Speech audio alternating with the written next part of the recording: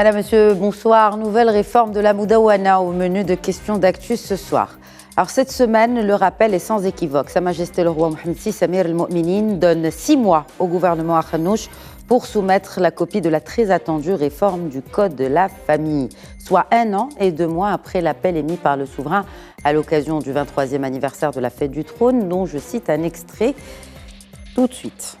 Dans un premier temps, le Code de la famille a représenté un véritable bond en avant. Désormais, il ne suffit plus en tant que tel. L'expérience a en effet mis en évidence certains obstacles qui empêchent de parfaire la réforme initiée et d'atteindre les objectifs escomptés. Fin de citation. En effet, bien des progrès ont été enregistrés depuis 2004. D'ailleurs, le 4 août dernier, les Nations Unies encensaient dans un rapport ce code de la famille marocain communément appelé Moudawana. Les évaluations de l'Overseas Development Institute et de la Commission économique et sociale des Nations Unies pour l'Asie occidentale ont en effet révélé que le code de la famille du Maroc est l'un des plus progressistes du monde arabe, tandis que l'indice des institutions sociales et de l'égalité des sexes a identifié le Maroc comme le deuxième plus libéral de la région MENA dans son traitement des femmes. C'est bien, mais on peut encore mieux faire sur bien des aspects. Il est temps de s'appuyer sur l'expérience de cette réforme qui souffle cette année sa 19e bougie pour dépasser les défaillances et les aspects négatifs et aussi, surtout, refondre certaines dispositions qui ont malheureusement été détournées de leur destination première. Alors, quels sont les points prioritaires à revoir ? C'est la question centrale que nous débattons ce soir avec 2 militantes pour la cause de la femme et de la famille. Tout d'abord, Madame Zahra. Bonsoir, Madame Zahra. Bonsoir, Khadija. Alors, vous n'êtes plus à présenter, mais quand même, une brève présentation. Vous êtes donc présidente du think tank Awel, donc Parole, ancienne ministre du Développement social, de la famille et de la solidarité au gouvernement El Fassi. Vous êtes aussi fondatrice de l'Association démocratique des femmes du Maroc, qui est un des contributeurs les plus importants de la deuxième réforme. À côté de grandes militantes comme Amina El-Mounini, Rabia Nasseri, Rachida Tahiri et bien d'autres que je ne peux pas citer. Mais vous avez participé à cette réforme de 2004 de la Moudawana. En tant que chef de groupe parlementaire. Nous allons en parler. Et j'ai également le plaisir d'accueillir la présidente de l'association Joussour, Khawla Sbab Omar. Bonsoir. Bonsoir. Alors, brièvement, l'association Joussour, Forum des femmes marocaines, est une association donc féminine ou féministe. Féministe. C'est une association qui regroupe un certain nombre de femmes qui ont travaillé qui ont fondé cette association il y a 28 ans. Et qui travaille sur la situation de la femme, sur le plaidoyer, sur l'autonomisation des femmes, sur la sensibilisation. C'est une association qui a le statut ECOSOC auprès des Nations Unies. Et c'est une association qui se bat au quotidien pour avoir un impact sur le changement des lois. Et vous, à travers aussi votre autre casquette d'auteur, vous avez publié un ouvrage, un roman, intitulé l'histoire d'une renaissance. C'est une femme qui est en pleine remise en question. Tout à fait. Mais c'est un prétexte. Oui, l'histoire est un prétexte parce que ça parle de Ito, une femme qui est en pleine dépression et qui est en pleine remise en question de tous les choix de sa vie. C'est un prétexte parce que ça parle des rapports humains, ça parle de la famille, ça parle des amitiés, ça parle du rapport homme-femme, de l'éducation. C'est aussi un roman qui remet en question la responsabilité des femmes dans leur silence, dans leur choix de vie, parce que j'estime qu'avant de se battre pour quelque chose, il faut être capable de l'appliquer soi-même. Exact. Et c'est dans la thématique, n'est-ce pas? Tout à fait. Alors, hier, mercredi, Sa Majesté le roi Mohammed VI, Amir al-Mu'minin, lance cet appel, une lettre adressée au chef du gouvernement, Aziz Akhnouch, pour commencer le processus de révision de la réforme de la Moudawana. Le lendemain, donc aujourd'hui, le chef du gouvernement a tenu une réunion consacrée donc à la mise en œuvre du contenu de la lettre royale. Ont participé à cette réunion le ministre de la Justice, Abdelatif Wahbi, le président délégué du Conseil supérieur du pouvoir judiciaire, Mohamed Abdel Nabawi, et le procureur général du roi auprès de la Cour de cassation, le président du ministère public, Hassan Daki.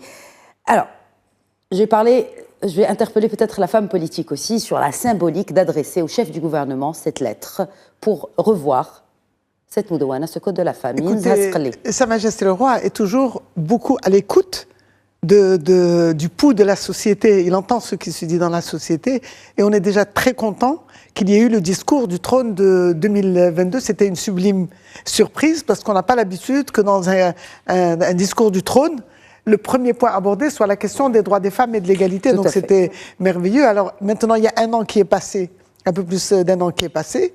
Et dans ce discours de 2022, Sa Majesté a tout dit. C'est-à-dire, il a dit, effectivement, on a eu une grande... on avait appelé ça une révolution tranquille.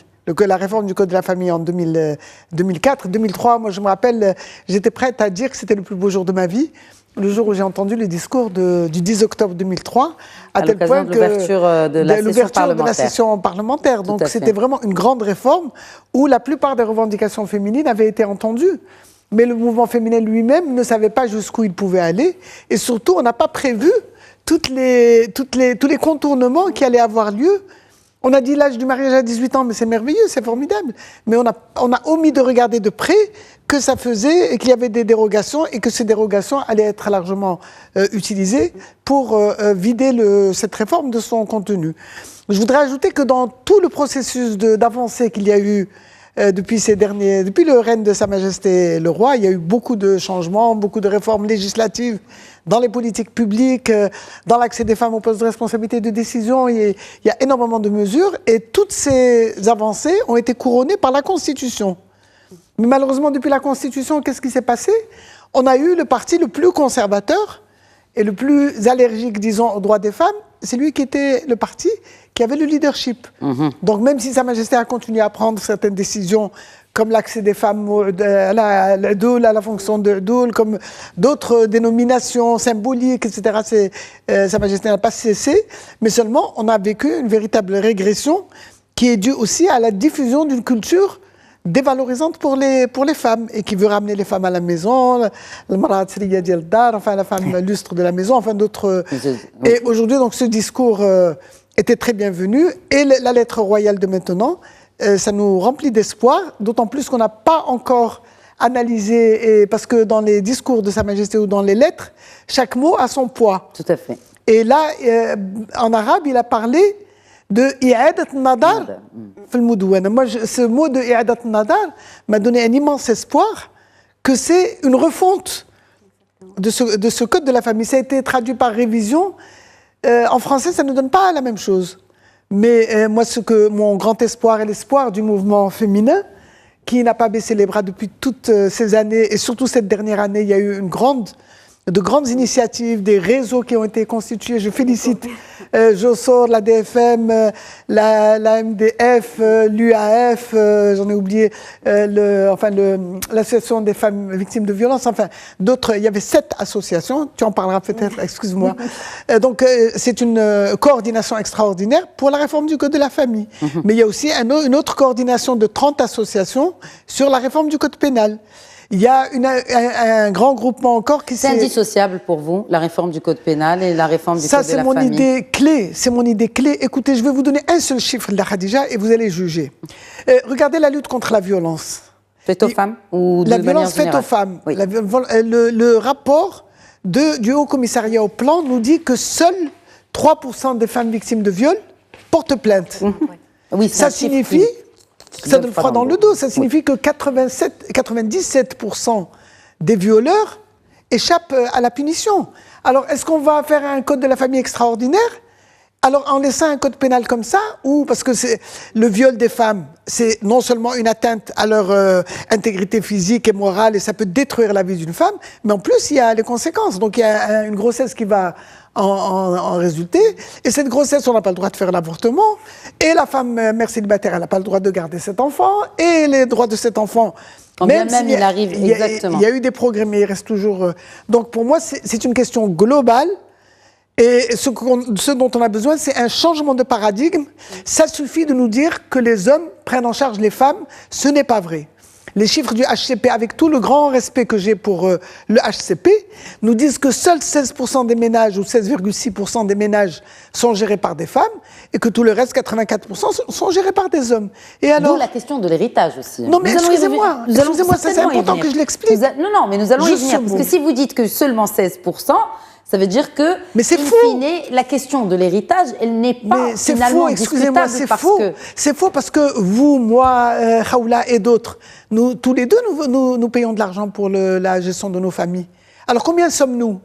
Est-ce qu'on est 20%, 30%, 40%, 50%? Quels sont les critères aussi qui sont pris en Alors pourquoi est-ce qu'on dit, est-ce qu'il n'y a aucun pourcentage de familles qui est pris en charge par les hommes et les femmes ensemble? Pourquoi est-ce qu'on divise comme ça entre les hommes qui sont censés dépenser l'argent pour la famille, pour leur donner après la suprématie, et entre les femmes? Donc le principe de la Qawama, il doit partir. Alors juste par rapport à la symbolique aussi, maintenant, c'est au chef du gouvernement, bien sûr avec d'autres parties prenantes, à réviser ce code de la famille. Ils ont 6 mois. Eh bien, la symbolique est très importante parce qu'il a entendu des voix qui disent que le gouvernement doit assumer ses responsabilités. Sa Majesté, il a chargé le gouvernement, mais comme il a sa parole qui compte en matière de garant des droits, c'est dit dans la lettre, garant des droits et des libertés, eh bien, s'il trouve que dans les dispositions qui sont prévues, il y a des atteintes aux droits et libertés, par exemple des femmes, parce qu'il a beaucoup insisté sur les droits des femmes, sur l'égalité, eh bien, il est parfaitement légitime pour rectifier le tir. Donc, est-ce que c'est une décision politique? C'est une décision qui doit être aussi politique, selon vous? Oui, c'est une décision politique parce que Sa Majesté lui-même veut bien que la classe politique assume ses responsabilités, qu'elle fasse son travail. Donc lui, il est effectivement, il est le chef de l'État, il est Amir Mouminin, et il est garant des droits et des libertés. Il cherche à développer une approche constitutionnelle sur le plan de la gouvernance, mais également sur le plan des droits. Et c'est pour ça que si on se réfère à la Constitution, eh bien, c'est parce que c'est une légitimité forte. C'est un texte qui a été voté par l'ensemble des Marocaines et des Marocains. Peut-être une information supplémentaire, Khaoula Sebba Ben Omar, par rapport à, en fait, peut-être un commentaire. Et je voulais vous interpeller aussi sur l'urgence de réformer. Écoutez, mon commentaire va être justement par rapport à l'urgence. Là, cette lettre, quand on la voit, quand on écoute le texte, on s'arrête sur 6 mois. Déjà, on se dit, ça va venir rapidement. Ça fait longtemps qu'on l'attend. Oui, et ça fait longtemps qu'on dit qu'il va y avoir réforme du Code de la famille sur ce même plateau. Sauf que là, on a une lettre claire qui responsabilise des postes clés et qui dit 6 mois. Avec une échéance bien claire, ça veut dire qu'on ne va pas revenir 2 ans plus tard alors qu'on est toujours en train de discuter qu'est-ce qu'on fait, comment on le fait. Là, on est vraiment dans une situation où on dit, voilà, c'est en train d'être débloqué.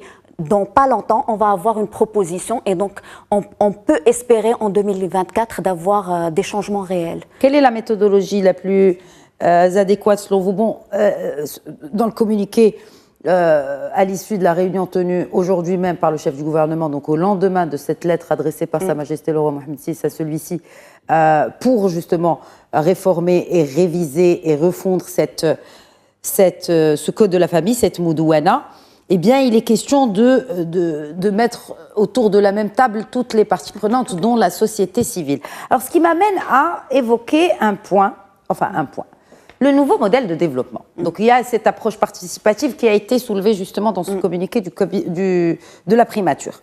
Dans le nouveau modèle de développement, la question de la révision, de la réforme du Code de la famille a été énoncée, et bien évidemment, avec plusieurs points. Lever les contraintes sociales qui limitent la participation des femmes à travers notamment le renforcement de la protection sociale pour la femme active, le développement de services et infrastructures permettant de faciliter leur participation économique, renforcer les dispositifs d'éducation, bref, promouvoir et développer la compréhension des valeurs d'égalité. Il est même question d'IVG dans ces recommandations du nouveau modèle de développement. Alors, il faudra, selon vous, mesdames, refaire ce travail qui a quand même coûté plusieurs heures d'écoute vers la société civile, bien naturellement par cette commission spéciale dirigée à l'époque par Si Ibn Moussa, où là, est-ce que ça ne constitue pas en soi une base pour déjà commencer à travailler? Parce que la donnée a déjà été récoltée. Vous en pensez quoi, mesdames? Je pense que déjà, pour commencer, il faut voir la Moudawana et revenir sur le fait que là, on a une Moudawana qui est anticonstitutionnelle. On a une constitution qui parle d'égalité entre les sexes et qui rend toute sorte de discrimination illégale. Sauf que notre Moudawana, elle a une approche qui est très, patriarcale et qui renvoie à ces inégalités. Donc déjà, pour commencer, une mise à niveau entre la Moudawana et notre constitution. Qu'est-ce que vous appelez égalité entre les sexes? Mais déjà, avoir les mêmes droits et les mêmes obligations. En termes de en termes de que ça soit deux êtres humains égaux face à la loi, qu'ils aient les mêmes responsabilités, qu'ils aient les mêmes obligations. Des exemples concrets. Des exemples. Ben déjà, pour commencer, revenons à ce rapport avec les enfants. Déjà, pour commencer, comment est-ce qu'au jour d'aujourd'hui, au Maroc 2023, on a des femmes qui ont la garde de leurs enfants, mais qui n'ont pas leur tutelle? Comment, même dans le cadre du mariage, on n'a pas la tutelle de leurs enfants, de nos enfants? C'est absurde. On est quand même dans des situations incroyables.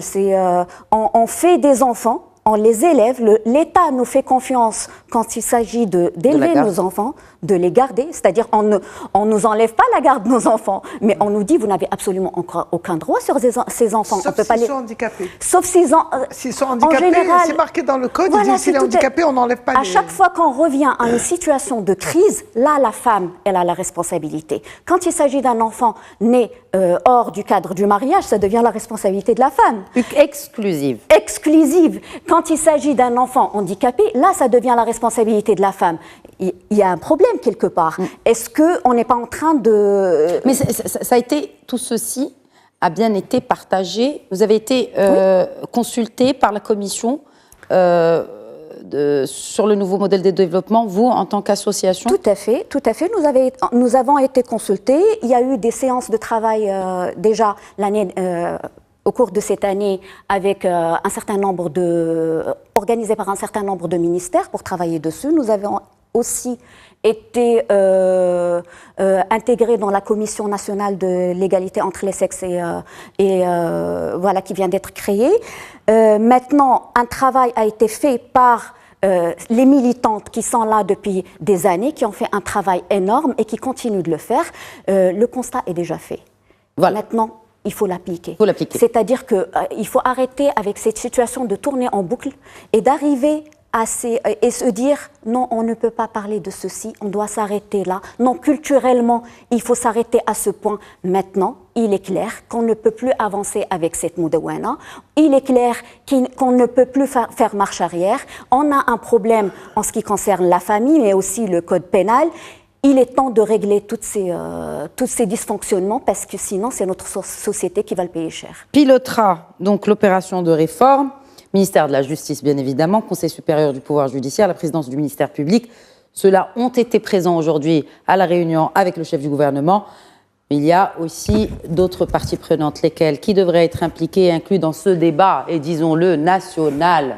Mais écoutez, dans la lettre royale, il est dit qu'il y a d'abord le Conseil supérieur des Ulama et il y a le Conseil national des droits de l'homme, et l'autorité gouvernementale chargée de la solidarité, de l'insertion sociale et de la famille. Mais ce que nous devons dire, c'est qu'on doit arrêter de penser à utiliser la religion pour conforter des injustices envers les femmes. C'est-à-dire, nos honorables ulama ne peuvent pas rester sur une position vissée de dire c'est un texte c'est un texte radical et donc on ne peut rien changer parce qu'on sait bien que les dispositions concernant l'héritage ne sont pas dans le Coran. Il n'y a que mais il y a le testament qui est fortement valorisé dans le Coran. Ta'sib, qui est une injustice sans nom, elle n'existe pas dans le Coran. Donc ce qui fait qu'il y a un large espace pour que nos chers ulama, et nous comptons sur eux, pour qu'ils ne restent pas enfermés dans un fiqh qui revient à 15 siècles en avant, mais qu'ils acceptent de regarder la réalité. Quand on leur raconte, ils devraient pleurer. Si je leur raconte qu'il y a une femme avec 2 petites filles qui se retrouve dehors parce que son mari est mort et qu'elle a contribué à acheter cette maison et qu'elle se retrouve dehors parce qu'il y a des oncles lointains qui viennent récupérer la maison, moi je pleure quand je vois ça, ça me fait mal au cœur. Mais est-ce que vous ne pensez pas justement, parce que d'ailleurs ça a été, je reviens encore à ce nouveau modèle de développement, parce que c'est une base, je pense, pour les propositions. Concernant l'héritage, on parle de l'héritage, il peut être envisagé que le ta'sib ne soit plus considéré comme option par défaut, c'est ce que vous dites, mais de le soumettre à une appréciation des juges. Mais c'est là où le bas blesse pour le mariage des mineurs. Il faut que ce soit dans la loi. Voilà, c'est cela. Si on remet tout à l'appréciation des juges, est-ce qu'on ne va pas retomber dans le même... Mais on ne refera pas la même on va retomber dans la même... Excusez-moi de dire... Dans le piège de la... Le nouveau modèle de développement, bien sûr, il a été initié par Sa Majesté le Roi, et nous avons tout le respect pour le travail qui a été fait.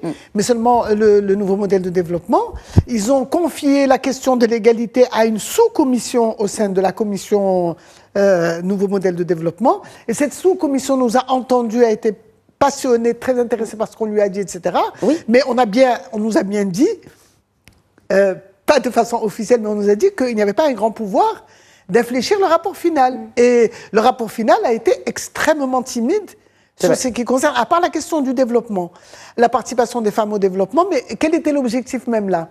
C'est de revenir à 30% de participation économique des femmes, alors que ce chiffre, on l'avait déjà atteint en 2000. Donc on veut juste revenir en arrière pour réaliser un objectif qui était déjà là en 2000 sans avoir analysé quelles sont les raisons pour lesquelles il y a eu cette Mais ce que vous dites là, parce qu'il y a une question centrale. On a la Constitution, on a les engagements nationaux du Maroc et on a les engagements internationaux du Maroc. À travers la Convention, c'est des références. Oui, mais ce sont de références. Et d'ailleurs, ce qui m'amène aussi à parler, vous avez parlé tout à l'heure du HCP, il y a aussi d'autres sondages qui sont faits, notamment celui-ci du réseau de recherche panafricain Afrobaromètre, qui mène donc des enquêtes d'opinion publique sur l'attitude du public sur certaines questions. Alors, sur cette question, justement, de la réforme de la Moudawana, eh bien, selon ce sondage-là, près de 8 Marocains sur 10, soit 78%, affirment que toute réforme du Code de la famille visant à promouvoir l'égalité des sexes devrait être basée sur la loi islamique. Moi, je ne crois pas dans ces... Parce que je vais vous dire, selon la façon dont vous posez la question, si vous demandez à quelqu'un de dire « Est-ce que vous voulez être contre l'islam ?» ou est-ce que vous voulez être contre la parole de Dieu ? J'ai envie de dire... Alors justement, les questions qui ont été posées, c'est si les Marocains souhaitent voir prioritaire ce qu'ils veulent voir changer en priorité. Alors d'abord, c'est les procédures de divorce, la réconciliation et les pensions alimentaires, les relations sexuelles hors mariage et le mariage précoce, dans l'ordre. Oui, mais parce que l'héritage, il est présenté jusqu'à présent, il y avait une omerta autour de l'héritage. Moi-même, en tant qu'ancienne responsable politique, on me recommandait, on me dit, fais attention, si tu dis un seul mot sur l'héritage, tu vas être excommunié. C'est ce qu'on m'a dit et j'ai eu l'expérience comme ça. Là, vous utilisez des termes du clergé, mais bon, bien sûr, excommunié. Mais non, vous n'êtes pas sans savoir qu'il y a des personnes qui ont été excommuniées par rapport à leur prise de position, sans les nommer sur ce plateau. D'accord, mais je vais vous dire une chose. Moi, j'avais fait une interview quand j'étais ministre, dans laquelle j'ai été très politiquement correcte en disant on n'a pas l'intention de changer l'héritage, mais nous avons le devoir d'écouter les souffrances de la société. Et s'il s'avère qu'il y a des injustices, eh bien, on a ce qu'il faut comme ingrédient en quelque sorte, comme mourkouimet, comme moyen d'étudier la question. C'était très, très, très... Qu'est-ce qu'ils ont sorti comme titre ? Nous Asqali veut changer le Coran. Alors, ça veut dire qu'il y avait un terrorisme. Je m'excuse d'utiliser des mots forts, mais c'est mon caractère.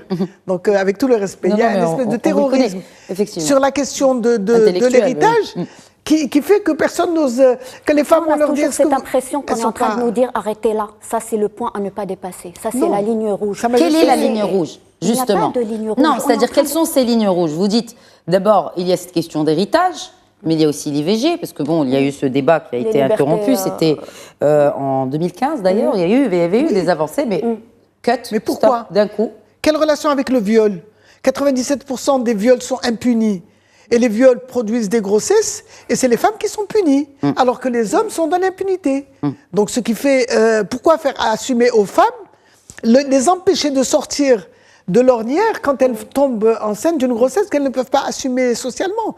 Quelle est cette cruauté qu'on peut avoir envers les femmes qui ont 19 ans, qui ont 20 ans, qui ont 21 ans, qui ont été engrossées par des hommes de 50 ans, et ça, je ne dis pas ça de ma tête, je le dis, sur des études qui ont été faites à Casablanca par le HCP et par...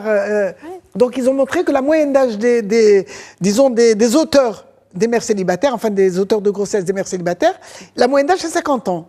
Les filles, leur moyenne d'âge c'est 22 ans. Alors pourquoi ces filles de 22 ans qui ont été abusées par des hommes, abusées, ça pas nécessairement violées, c'est abusées parce qu'on leur a raconté des histoires, 86% d'entre elles avaient des promesses de mariage. Alors la promesse de mariage en islam était équivalente au mariage, parce qu'avant il n'y avait pas de papier. Et au même temps, on est dans une situation où on est capable de faire marier des enfants de 12 ans, de 13 ans, juste parce que le tuteur légal a demandé une autorisation au juge sans même mettre à qui il est en train de la marier. Même sans autorisation. Non, mais est-ce que le fait qu'il y ait ces dérogations... Non, mais même il y a des dérogations, justement, qui sont pour le mariage des mineurs. Des juges qui ne voient même pas à qui on est en train de... Est-ce qu'on parle ici de réformer aussi ce système judiciaire dans le sens où il faut qu'il y ait un coup de jeune du côté de ces magistrats, justement, du tribunal de la famille. La loi, c'est la loi. 18 ans, c'est un enfant, mais s'il n'y a pas de sanction, il n'y a pas de loi. Il n'y a aucune sanction. Quand un État quand un homme de 50 ans se marie avec une fille de 16 ans, ou de 15 ans, ou de 14 ans, il n'y a pas de sanction. Quand un État ne reconnaît pas qu'une personne est majeure, cet État ne peut pas donner l'autorisation à cette personne de se marier. Parce que cette personne, quand elle se marie, demain, elle devient parent. Donc comment est-ce que le même État me donne le droit, moi, à 14 ans, de devenir parent, qui est l'ultime poste dans cette hiérarchie qui est notre société, c'est-à-dire, vous avez le droit d'être des parents à partir du moment qu'il y a mariage, pas sans le mariage, mais vous n'êtes pas majeur. Et donc, vous ne pouvez pas signer de contrat, vous ne pouvez pas travailler. Vous devez être à l'école. Il y a quelque chose qui ne va pas. Vous êtes exposé à la violence, voilà. Vous servez comme femme de ménage de la famille du mari et vous n'avez aucune protection. Et surtout quand vous êtes renvoyé chez vous, vous n'avez rien. Vous êtes conduit éventuellement à la prostitution ou bien à la... disons à la... Ben pour certaines familles, c'est pour éviter aux filles de tomber dans la prostitution qu'on les marie avant 18 ans. C'est un des arguments majeurs. Non, pour éviter que les femmes aillent dans la précarité, il faut leur assurer l'autonomisation. Ça veut dire qu'il faut leur donner une formation pour leur permettre de gagner leur vie. C'est ça le message qu'on doit dire. On ne peut pas ouvrir des portes comme ça dérobées sous prétexte qu'il y a un souci dans certaines régions ou autres. Il faut prendre les responsabilités et dire si on a des problèmes de filles qui quittent l'école ou qui ne sont pas autonomes ou qui n'ont pas accès au travail, on doit prendre le taureau par ses cornes et trouver des solutions à ces filles. Point barre. On ne peut pas ouvrir une autre porte sous prétexte que ça les aiderait à ne pas tomber dans la prostitution ou à être... Mais c'est pour ça qu'on remet en question le paradigme de la qiyama, qui fait que c'est l'homme qui entretient. Finalement, les femmes. Absolument. Combien ils constituent? Ils sont 10%, 15%, 20%. Maintenant, quand on entend les jeunes parler, ils disent pardon, l'émission va tourner en arabe. Mais oui, on est en train de discuter d'un sujet de société, de la société marocaine. Mais ceci étant dit, moi je me pose la question. D'abord, je vous pose la première question. Quelles sont pour vous les 3 priorités que vous estimez nécessaires avant de parler de toute refonte, réforme et adat nadar? On l'appelle comme on veut, mais bref. La refonte, c'est l'égalité, l'égalité, l'égalité. L'égalité en droit. Oui. L'égalité en droit dans la responsabilité à l'égard des familles. L'égalité pour la tutelle, comme l'a dit tout à l'heure Khaoula. L'égalité pour la garde des enfants également. Qu'il y ait des gardes partagées entre les hommes et les femmes, mais sur la base de l'intérêt supérieur de l'enfant et non pas sur la base d'une vengeance qui serait utilisée par l'homme pour se venger de la femme, etc. Et il faut qu'il y ait également la question de l'héritage qui doit être remise en cause et qui doit être étudiée sérieusement pour trouver des solutions et pour arriver à arrêter les injustices qui sont exercées à l'égard des femmes. Vous pensez que les débats qu'il y a eu sur l'héritage, on pourra les dépasser? Est-ce que vous pensez qu'aujourd'hui, vous, en tant que société civile, et tous les autres militants, ont les bons arguments aujourd'hui pour contrer, parce que je pense que le débat sera très chaud. Surtout quand on voit ces sondages d'opinion. Parce qu'à trop moi, je ne crois pas dans ces sondages d'opinion. Écoutez, ce sont des sondages quand même sur un échantillonnage de ce que je me suis renseignée sur le site, n'est-ce pas, de cet institut. 1200 ou 1400 cas, un échantillonnage qui comprend des groupes à plusieurs degrés, par zone urbaine ou rurale, l'État, la province, la région, bref, stratification géographique assez diverse. Ouais, vous avez 2400 personnes qui sont censées représenter la société marocaine. Moi, je peux vous parler de notre expérience de terrain. Oui. On a été sur le terrain, on a vu des femmes qui sont dans la plus grande précarité dans les zones rurales, et on leur a posé la question, on leur a dit, est-ce que, ils disaient, oui, mais si c'est Dieu qui l'a prescrit, nous, mais est-ce que vous trouvez que c'est injuste? Ah oui, c'est injuste, c'est inacceptable, parce que moi, nous, on a construit la maison avec le mari, etc., c'est moi qui ai dépensé, et maintenant, il la prend, il me met dehors. Alors, c'est une injustice, et vous croyez que Dieu aime l'injustice? Eh bien non, Dieu n'aime pas l'injustice, et donc on est... C'est-à-dire, si vous expliquez d'un autre angle de vue, parce qu'il n'y a pas que... On vous dit « nisqat'i ». Ça veut dire Dieu, comme s'il avait énoncé le code de la famille. Le code de la famille, ce n'est pas le Coran. Ça nous ramène à cette question, l'œuf ou la poule. Est-ce qu'on travaille sur le culturel ou est-ce qu'on travaille sur des lois qui vont un peu mettre fin à cette situation? Non, il y a des lois qui devaient mettre fin au mariage des mineurs. Alors, mais finalement, c'est l'argument culturel. C'est l'argument culturel et sociétal pas du tout. Parce que ces lois, sinon, il n'y aurait pas autant de dérogations. 76% des dossiers de mariage de mineurs sont acceptés. Donc, il y a des dérogations par les juges. Le problème en lui-même, donc c'est culturel et sociétal. Non. C'est-à-dire que la loi n'aurait pas permis à laisser cette porte dérobée, on n'aurait jamais eu cette situation et ça serait arrêté net. On ne peut pas continuer à dire vous n'avez pas le droit, mais si vous pouvez, et se dire la société va changer. Regardez la ceinture de sécurité. C'est la même chose quand on a l'autorisation de la femme. Du jour au lendemain, ça a été instauré en 24 heures, 48 heures. Tout le monde a mis la ceinture de sécurité parce qu'il y avait une sanction. Mais on a payé, on a compris le message. Je ne suis pas en train de faire l'avocate du diable, loin de là.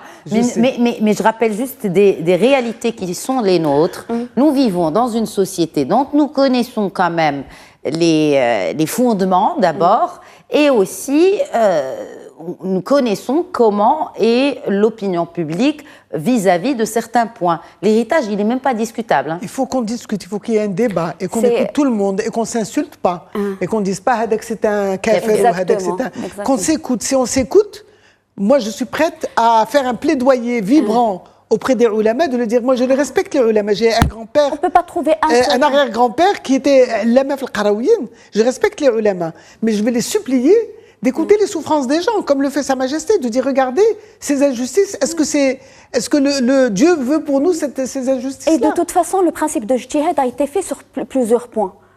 La base même, c'est de préserver au moins le foyer familial. C'est-à-dire que quand une femme perd son mari, au moins qu'on préserve son foyer, qu'il n'y ait pas des membres de la famille de 3e, 4e degré qui viennent lui dire qu'on a le droit. Ce n'est pas prévu dans le Coran, ça. Alors qu'il y a un principe. Le fiqh, ça veut dire un effort jurisprudentiel qui date de 12 ou de 13 ou de 14 ou de 15 siècles et qui est appliqué aujourd'hui alors que nous avons notre raison. Et la raison, comme l'a dit Arkoun, qui a ouvert récemment sa bibliothèque ici, il a dit la raison en aucun cas ne peut être une menace pour la religion.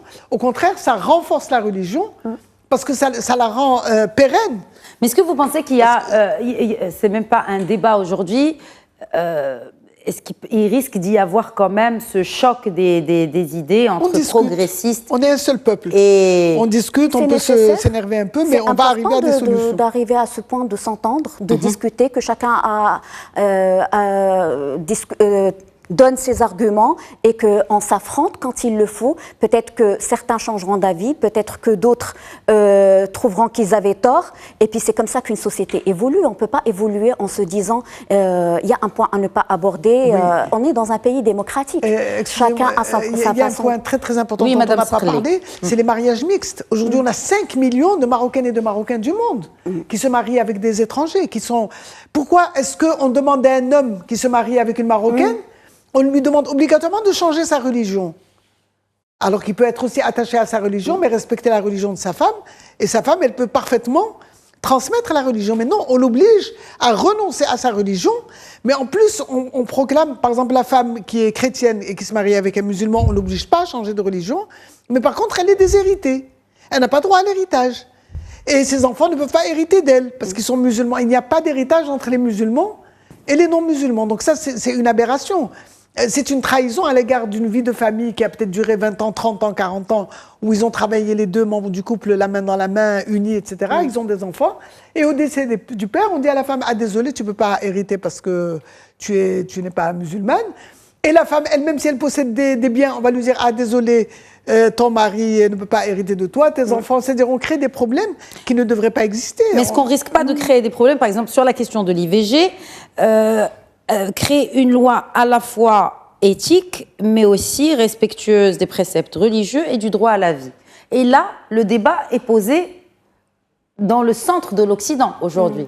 Oui, mais il y a le droit à la vie de la femme et il y a le droit à la vie du fœtus. Le droit à la vie de manière générale. C'est-à-dire qu'effectivement, maintenant, on a ce débat, et ce n'est pas au Maroc, on est dans des pays beaucoup plus avancés sur la question de l'égalité des sexes. On va s'inspirer de l'étranger. Non, je ne dis pas qu'on s'inspire. Je ne parle pas de vous. Ce que je veux dire, c'est qu'effectivement, comment lier les deux, en fait. Pourquoi est-ce que l'argument va s'inspirer de certaines sociétés conservatrices qui veulent revenir en arrière sur la question, et on ne s'inspire pas d'autres questions dans lesquelles il y a beaucoup plus de progrès. Donc, je sais bien que vous faites votre travail de journaliste, mais quand même, il y a un bon sens. C'est une femme, pour qu'un enfant devienne un enfant et qu'il puisse naître, il faut qu'il y ait une femme qui le porte. Or, quand il est fœtus, quand il est embryon, qu'il n'est même pas encore un fœtus, et que cette grossesse est invivable sur le plan social, on ne peut pas punir la femme. C'est une véritable punition grave pour une femme qui n'est pas mariée, par exemple, ou qui est mineure, ou qui a été violée, ou qui est handicapée mentale, de lui imposer de mettre au monde un enfant qu'elle n'a pas cherché, qu'elle n'a pas voulu et qu'elle n'a pas les moyens d'élever. Alors ça, c'est une punition des femmes, alors que les hommes sont protégés. Je l'ai bien dit, 97% des violeurs ont la garantie de l'impunité, et les hommes, d'une façon générale, dans les relations sexuelles hors mariage, la société les excuse largement, alors que c'est les femmes qui sont toujours considérées comme coupables. Alors, ces femmes qui portent la vie, et nous tous nous respectons, nous aimons nos mères et on connaît tous les sacrifices qu'ont fait nos mères, eh bien, pourquoi est-ce qu'on n'aurait pas un peu de considération, de respect pour ces femmes qui portent la vie, qui nous donnent des enfants et qui... Surtout que ça donne le résultat d'avoir... Et respecter leur point de vue, respecter leur intégrité. Qu'est-ce qui a été fait? Parce que bon, alors, donc, en 2001, Sa Majesté le Roi a créé cette commission royale pour rédiger ce code de la famille. 2004, le nouveau code de la famille voit le jour. 2007, le ministère du Développement social de la famille et de la solidarité a été créé. 2012, un ministère dédié à la solidarité, encore une fois, de la femme et de la famille et du développement social. Et un plan gouvernemental quadriennal pour l'égalité des sexes 2012-2016. Un deuxième plan gouvernemental pour l'égalité 2017-2021. Bref. Ils en sont au troisième maintenant. Oui, mais on n'a toujours pas la PALD. Comment? On n'a toujours pas la PALD. Oui, on n'a toujours pas l'autorité pour la parité. À un moment donné, ça aussi c'est constitutionnel. Qu'est-ce que la PALD C'est l'article 19 de la Constitution qui prévoit la création de l'autorité pour la parité et la lutte contre toute forme de discrimination à l'égard des femmes, qui devait être créée depuis 2011, mais malheureusement il y a eu une loi qui a été adoptée en 2013 sous le gouvernement PJD, mais cette loi était tellement désavantageuse pour les femmes, ça ne constituait plus une instance pour défendre les droits des femmes, mais une instance pour limiter les droits des femmes. Pour limiter les dégâts. Voilà, pour maîtriser, les appétits des femmes. Donc, ce qui fait... Je comprends qu'il y ait eu du retard à la création de cette autorité, mais aujourd'hui, il est temps de... Il faut rappeler que c'est une institution qui est constitutionnelle. Et c'était une revendication du mouvement féminin qui a beaucoup milité pour la création de cette autorité. On en a besoin. Voilà, le pays en a besoin pour exprimer les voix des femmes et leurs revendications. Et c'est pas contre l'intérêt des hommes, c'est pour l'intérêt de la société. Toutes les études montrent que la promotion des droits des femmes et de l'égalité, c'est pas pour contrecarrer les hommes. Les hommes partagent la vie avec nous. Il faut qu'on partage avec eux les droits, il faut qu'on partage avec eux les richesses, il faut qu'on partage avec eux le pouvoir, et il faut qu'on ait une culture, la diffusion d'une culture de l'égalité qui nous permet de vivre ensemble en paix. On est fait pour s'aimer, pas pour se battre. C'est une histoire d'équité. À un moment donné, il faut qu'on comprenne que homme ou femme, c'est être humain. Et que de toute façon, tant qu'on n'a pas installé un système, des lois et un système qui respecte cela, on sera toujours dans une société qui avance comme un canard boiteux. Parce que ce que vous dites là, parce que pour que la société puisse avancer, il faut que la loi soit aussi rectifiée. Ça veut dire qu'en fait, dans ces 6 mois, on doit aussi voir ce nouveau code pénal déjà qu'on attendait à lancer, l'année dernière. Mais il n'y avait rien sur les droits des femmes. Il n'y a pas de nouveau code de la famille sans nouveau code pénal, pour faire très simple. Voilà, absolument, c'est tout à fait vrai. C'est la première marche. Il y a beaucoup de composants de la société qui attendent avec impatience. Regardez les enfants nés hors mariage, qui sont abandonnés dans des centres, des orphelinats, mais c'est inhumain. On en crée des citoyens de seconde zone. C'est atroce de condamner un enfant à être entreposé dans un centre. Parce qu'il n'a pas les mêmes droits qu'un enfant né. Il n'a pas les mêmes droits, alors que la Constitution, parce qu'il est fiché dès le départ. Nous dit, dès le départ, on lui dit qu'il n'est pas. Et même ceux qui ont eu la chance de pouvoir étudier, etc., ils passent un concours de gendarmerie, un concours de. Et on lui dit, ah non, tu peux pas, tu as réussi le concours, mais tu peux pas être reçu parce que il a le livret de famille montre dès le départ que. Mais il est temps que les hommes assument la responsabilité. Comment? Parce qu'on a l'ADN aujourd'hui. Aujourd'hui, la jurisprudence du Maroc fait que lorsqu'on fait un test d'ADN et qu'il est prouvé que l'homme qu'indique la femme, c'est lui qui est l'auteur, c'est lui qui est le père de l'enfant, mais on va dire non, ça ne marche pas, parce qu'il faut qu'il y ait, s'il n'y a pas mariage, s'il n'y a pas fiançailles, s'il n'y a pas... il n'y a pas de paternité. C'est pas normal. On a vu plusieurs sorties médiatiques du ministre de la Justice dans ce sens. Oui. Vous les avez bien accueillis? Je les ai bien accueillis. Il a son style, mais il est audacieux et j'apprécie son audace. Et il a un style qui était un style qui fait appel à l'humour, etc. Bon, c'est chacun son style. Et donc, voilà, moi, j'apprécie son courage et sur la plupart des problèmes, il s'est prononcé avec. Est-ce que ça annonce la couleur aussi du prochain code pénal? Bien, j'espère. J'espère, d'autant plus que on lui a présenté un mémorandum sur lequel nous avons travaillé sur les familles plurielles dans un Maroc en mutation, parce qu'on a dit aujourd'hui nous n'avons aucune donnée réelle sur les familles marocaines.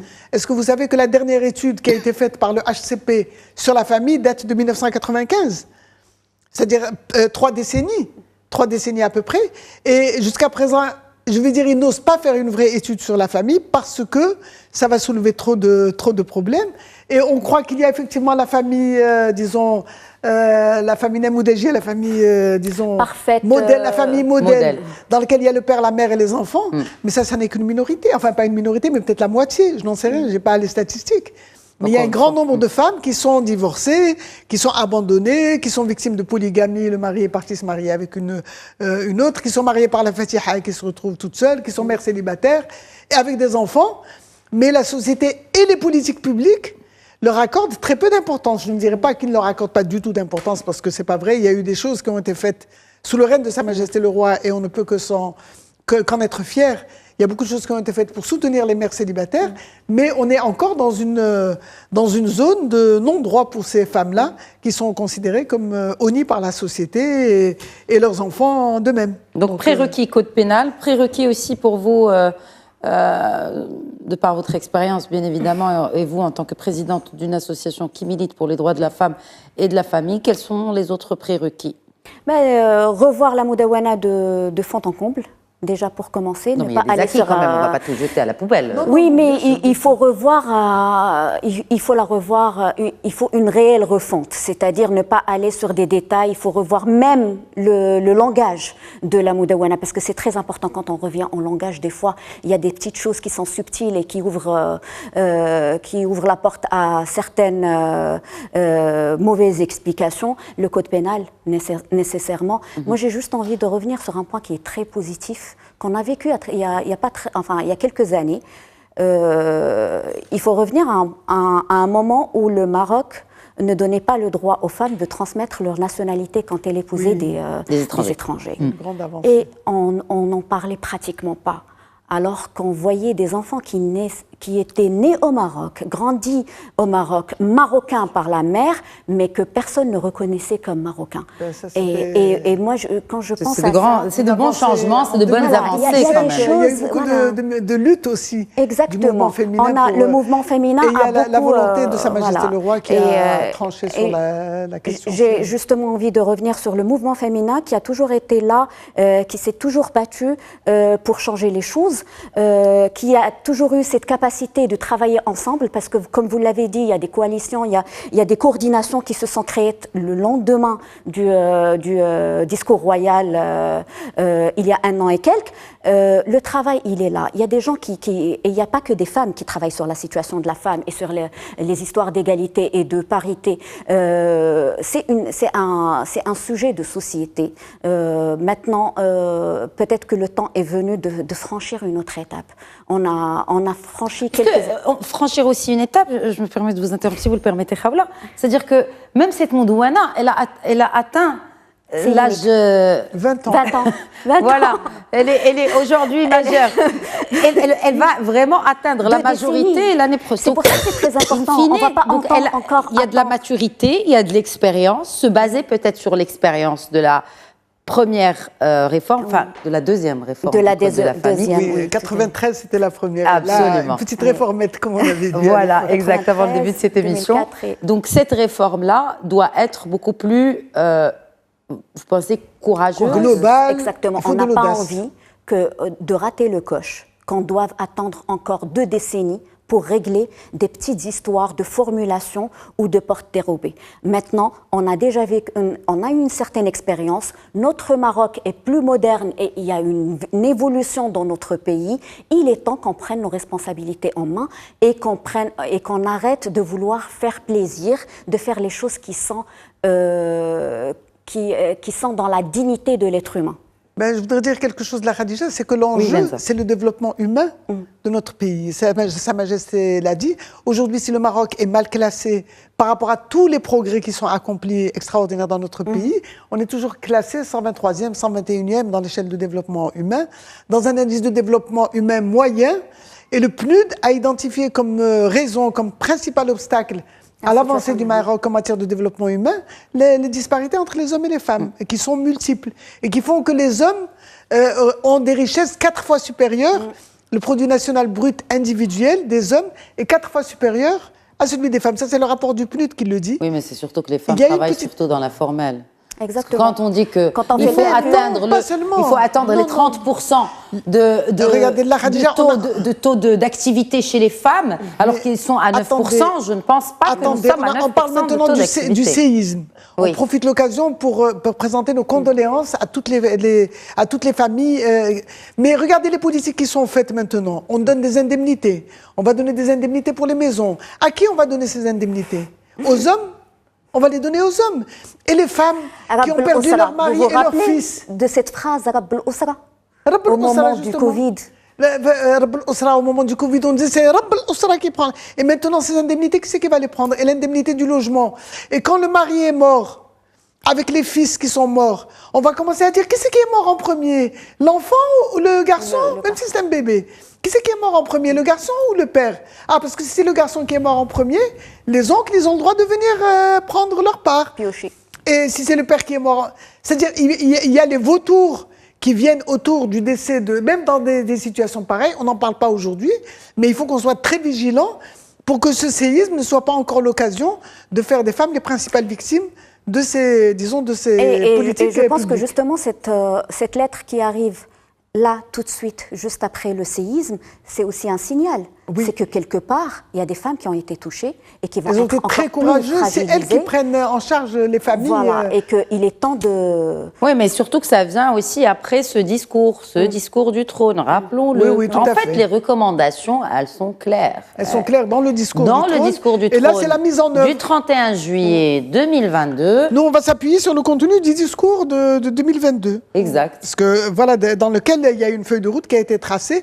Un dernier mot que je voudrais dire, c'est sur les collectifs qui ont été constitués. Il y a un collectif de 10 associations qui a travaillé avec le soutien de l'ONU Femmes pour préparer une étude sur la comparaison entre les engagements constitutionnels et les engagements à travers les conventions internationales de l'enfant avec la législation actuelle.